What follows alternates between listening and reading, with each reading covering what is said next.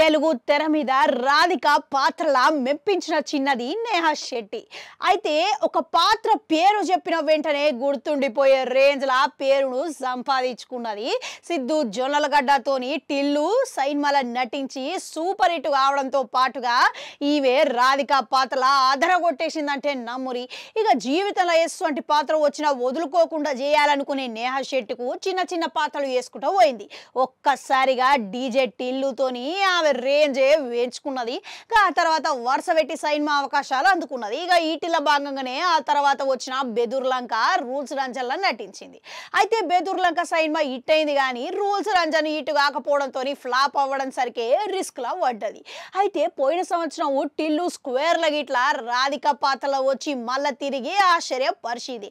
అయితే Tillu నిర్మాతలతోని gangs of Godavari సైన్మాల గిట్లా మెప్పించింది. 100% పాత్రకు న్యాయం చేసింది.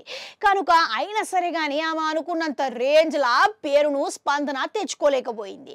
ఇక ఇప్పుడు గ్యాంగ్స్ ఆఫ్ గోదావరి సైన్మా తర్వాత ఒక్క సైన్మా గిట్లా ఈమెకు వాళ్ళలేదు. ప్రస్తుతం అమ్మడు తదుపరి సైన్మా కోసం ఎదురు చూస్తున్నదంట.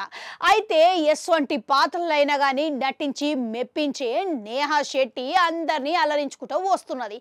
ఇక ఇప్పుడు ఇచ్చిన పాత్రకు 100% న్యాయం చేసుకుంటా అందరినీ మెప్పిస్తున్నా వస్తూనే ఉన్నది.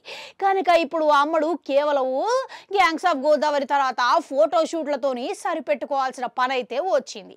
అయితే ఏ పాత్రనైనా సరే కానీ వద్దనకుండా చేసుకునే నేహా శెట్టికు మళ్ళా తిరిగి పుంజుకోవాలని అభిమానులు మస్తుగా ఓరుకుంటున్నారంట. అయితే ఈసారి గ్లామర్ పరంగా కాకుండా పాత్ర ప్రాధాన్యం పరంగా ఇట్లా సైన్మాలు చేయాలనుకొని మదిలా ఫిక్స్ అయిపోయిందంట మన నేహా శెట్టి. ఇక అందుకు తగ్గట్టుగా సైన్మాలు వస్తే మంచిగుంటుందని చెప్పుకోవచ్చు. అయితే ఇక ఈసారి టిల్లు కంటే బెటర్ ఇక అంతకు మించి ఇట్టు వాడితే తప్పించి అమ్మడు తిరిగి పుంజుకునే అవకాశం ఉంటుంది అని అంటున్నారు.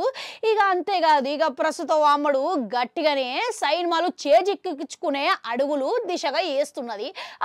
అమ్మడు కోరిక ఇక బాక్స్ ఆఫీస్లోనే కాదు ఇక పరిశ్రమల అమ్మడు నిలదొక్కునే అవకాశం, పరిశ్రమల విజయవంతంగా నిలదొక్కునే అవకాశం ఎంతవరకు ఉన్నదంటారు? కామెంట్లలో కామెంట్ పెట్టుర్రి. అట్లా నాడు గంటుంటారు, అది కూడా నొక్కరి మళ్ళొస్తా.